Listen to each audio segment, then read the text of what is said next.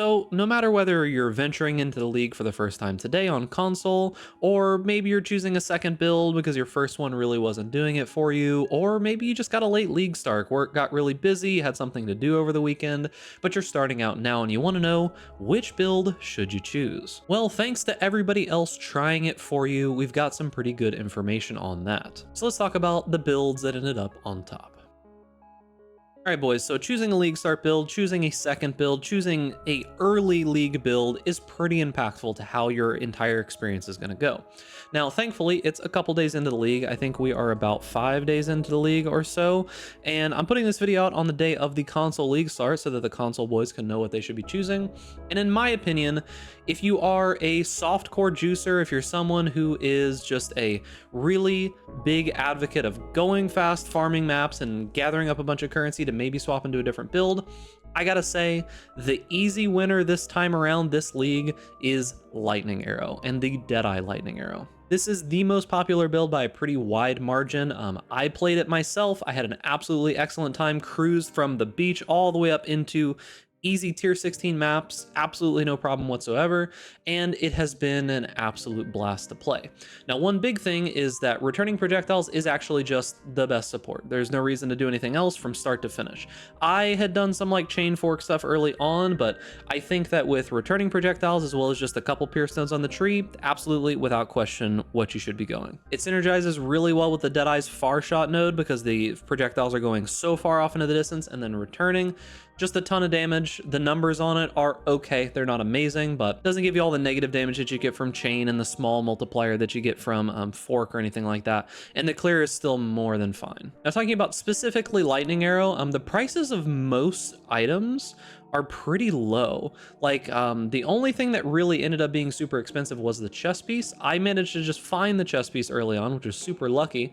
However, it's not that crazy to get most of the gear. Now, another item that is pretty good that popped up from the new stuff is Ahuana's Bite. Now, this item isn't like a super crazy in-game quiver, but it's a very, very powerful quiver because the thing about this is that added cold damage to attacks is good, cold resistance is pretty okay, life gain on hit is pretty okay, and it gives you chill enemies as though dealing up to 100% more damage. In tier 16 maps, most of the time, the minimum that I see on my chill is like 20%. So this gives enemies chilled by your hits have damage taken increased by chill effect. So we're getting, at the very least, a 20% more damage multiplier, if not a 30% more damage multiplier.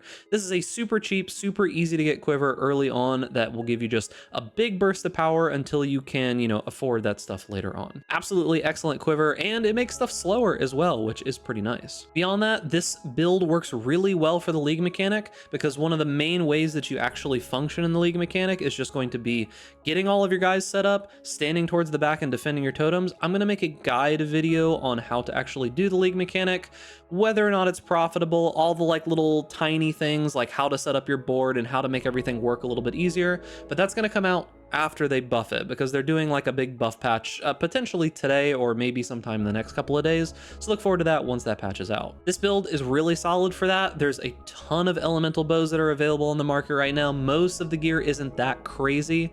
Do keep in mind, Hiri's Ire chest piece is stupidly expensive right now. It's like 6 divine or something like that, but this is always expensive early on. And the build overall just performed exceptionally well. Easily, in my opinion, for softcore, if you are even like somewhat of a decent player, like you've played a league or two before, Lightning Arrow and the builds that it can transition into later, easily the best build, easily the best league starter in my opinion. Now beyond that, we do have a couple other builds. Now when we look in the ascendancies here, the next one we've got is Elementalist, and Elementalist is split up into Cold Dot, Detonate Dead, and Explosive Arrow.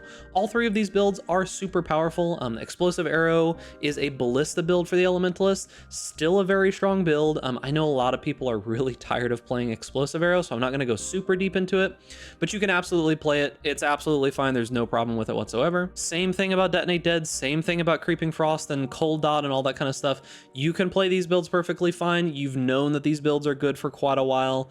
If you're wanting to play an Elementalist or a Witch for some reason, any of these builds will be an absolutely excellent choice. However, in my opinion, if you're playing in softcore, I would recommend avoiding most of these. Explosive Arrow is probably the one that I would suggest that you play. In my opinion, in softcore, Cold Dot and Detonate Dead are both not super useful. Like, you should probably be playing a more like faster or clear oriented build. That's at least my opinion. The next ascendancy on the list is going to be Pathfinder. Now, there are a couple different builds that are being played here. There is the just Exsanguinate Pathfinder build, which is pretty strong. Toxic Rain, mostly with ballistas, which is also extremely strong.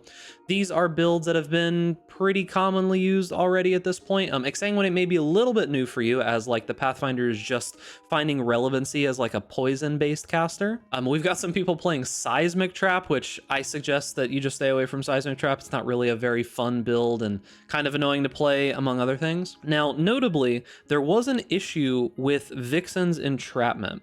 Now, there was a problem with the interaction with Spell Cascade, and this was mainly for Impending Doom. I first heard about this from Crouching Tuna over on Twitter, and they were talking about how the way that Spell Cascade worked with Impending Doom once you got the Vixen's gloves was just completely bricked.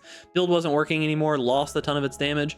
As far as I'm aware, according to the most recent patch, that has been fixed now. You might see here it says a change made in 3.22 inadvertently fixed incorrect behavior with the spacing of Spell Cascade with skills with additional radius modifiers, most notably curses. So this has been fixed for this league. So if you want to play Impending Doom and you want to play it this way, play it this league, because they have confirmed that it will be fixed in the next league coming up. So 3.23, that is going to be gone. So if you want to play Impending Doom, now is the time, because you're not going to be able to play it next league, at least with this method. Beyond that, there were a couple other things going on here. I know that Poison Blade Vortex got relatively popular, pretty decent build.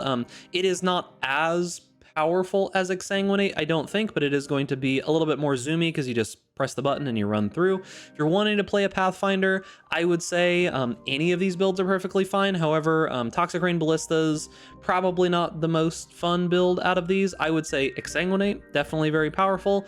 Impending Doom, definitely very powerful. And the Blade Vortex build, pretty good for just zooming around. Now, when it comes to the Inquisitor, there's a couple different builds going on around here. You might notice there's like some Eye of Winter type stuff. There's a couple Spark people, but these are mainly people who are doing like very super high-end bossing or like carry builds for like big groups. They're doing like magic find groups and things like that. So you're mostly going to be ignoring these people who are doing like Eye of Winter and stuff like that. The main builds that you're looking for here is probably just going to be Righteous Fire. Righteous Fire, in my opinion, if you are wanting like a lazy build, or you're wanting something with an extremely good guide thanks to Pox, you can play Righteous Fire.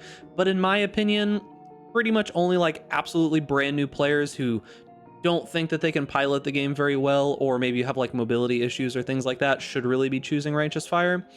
I honestly feel like at this point in time, you should probably be playing like a faster build if you can, or a build that can do a little bit more single target damage if you can. In my opinion, just not really super worth it to play Righteous Fire in this day and age at this point. With Fire Trap getting nerfed so heavily a league or two back, and just the ability just not really being that powerful anymore, probably choose something else for league start. Next on the list is Saboteur. Under Saboteur, we are mainly having Hexblast Mines. Hexblast Mines has seemed to do extremely well. Pretty good as a bosser, pretty good as a clear. Seems like it overall went pretty well for most people playing it. Definitely a different style of play if you've never played a mine build. However, be a little bit careful when it comes to mine builds, because they do have a interesting play style. The big thing about Hexblast Mines is that it won't just like randomly explode the mine unless there is a target for it. So that does make it slightly easier for like setting it up for bosses. You can still use left click and things like that, like if the boss is, you know, loading up or something. Next is going to be the Juggernaut. Juggernaut is pretty much all Boneshatter and some Righteous Fire. Boneshatter, not really much to say about Boneshatter. It's the same as it always is, just the best melee build. If you're looking for a melee build, it's always Boneshatter. Not really much to talk about there. Other than that, I would say Righteous Fire. That's for the very, very new players who are wanting to get into Righteous Fire. You can play that, but Inquisitor is probably a little bit better in my opinion. Beyond all of those builds, there are a bunch of other ones that are in the lower percentages here, but these ended up being less powerful or less popular. Most of the time, this is just because they're lacking a guide, but in my opinion, these more popular builds early on, especially for people who are starting late, there's going to be a lot of just mid or lower tier gear available on the trade website for all of these powerful builds, because people are going to be upgrading their characters, selling off their old gear, and it'll get really, really, really cheap. Whereas a lot of these very like less popular builds tend to have potential if you can craft to get really easy gear, but a lot of it isn't just existing on the trade website just ready to go. Like if you want to play a lightning arrow character right now, like a lightning arrow Deadeye, all of those bows and all of that random crafted gear that people are selling off is super cheap, and you can just zoom up all through kinds of gear with almost no currency whatsoever. But I don't know how much gear is going to exist for something like Infernal Blow Ignite Chieftain or something like that. Like, I don't know how much gear is going to exist for something like this. However, tons of gear for all the stuff up at the top, like Lightning Arrow is going to have an absolutely immense amount of gear available for it. And that is going to be it for the video. I've linked a couple guides from, you know, like reputable members of the community down in the description for some of these builds at the top. There's not builds available for every single one of the ones that I talked about, but I have linked a few down in the description if you're interested in that. I hope all the console people have fun with the League. Definitely a slightly underwhelming League mechanic itself, but there's a ton of power built into the tattoos, lots of cool stuff to do this time around, and if it's been a while since you've played PoE, definitely a good time to get in it because the base game state is very, very good. For everybody else, hope your second builds go well. If you're getting a late League start, it's time to catch up and play something good, meaning you should probably just play Lightning Arrow Deadeye at this point. And remember, boys, if you enjoy this content, make sure to give this video a like, subscribe to the YouTube channel, hit that notification bell to stay up to date with all the latest videos, and stay safe out there in Ray class, and I'll see you guys in the next video.